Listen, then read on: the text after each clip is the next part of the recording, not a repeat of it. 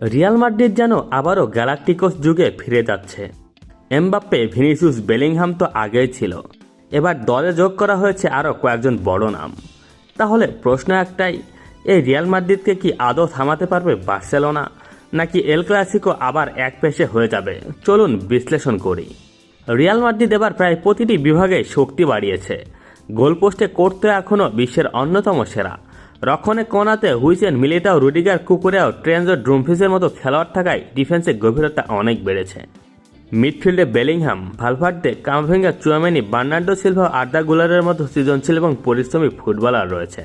আর আক্রমণে Mbappe, Vinicius, Rodrygo, এনরিকো, Gonzalo Garcia যে কোনো দলের জন্য দুঃস্বপ্ন। সব মিলিয়ে কাগজে কলমে এটি ইউরোপের সবচেয়ে ভয়ঙ্কর স্কোয়াডগুলোর একটি। তবে বড় স্কোয়াড মানে সবসময় সফলতা নয়। প্রথমত, এত তারকা খেলোয়াড়কে একসঙ্গে সামলানো বেশ কঠিন, সবাই নিয়মিত খেলতে চাইবে। দ্বিতীয়ত, নতুন সাইনিংয়ের সঙ্গে বোঝাপড়া তৈরি হতে সময় লাগে। তৃতীয়ত, যদি অতিরিক্ত আক্রমণাত্মক ফুটবল খেলে তাহলে কাউন্টার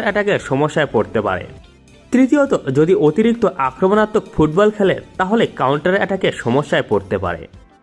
বার্সেলোনা কি পারবে? আমার মতে পারবে, কিন্তু কিছু শর্ত আছে। প্রথম শর্ত, বার্সেলোনাকে তাদের প্রেসিং ফুটবল নিখুঁতভাবে খেলতে হবে। দ্বিতীয় শর্ত, তরুণদের পাশাপাশি অভিজ্ঞ খেলোয়াড়দের ধারাবাহিক পারফরম্যান্স প্রয়োজন। তৃতীয় শর্ত, বড় ম্যাচে সুযোগ নষ্ট করাই যাবে না। রিয়াল মাদ্রিদের মতো দলের বিরুদ্ধে একটি ভুলই ম্যাচের ভাগ্য বদলে দিতে পারে। সাম্প্রতিক সময়ে বার্সেলোনা নতুন স্ট্রাইকার খুঁজছে এবং আক্রমণ ভাগ আরও শক্তিশালী করার চেষ্টা করছে। কাগজে কলমে রিয়াল মাদ্রিদের স্কোয়াড হয়তো বার্সেলোনার চাইতে শক্তিশালী, কিন্তু ফুটবল কখনোই শুধু নামের খেলা নয়।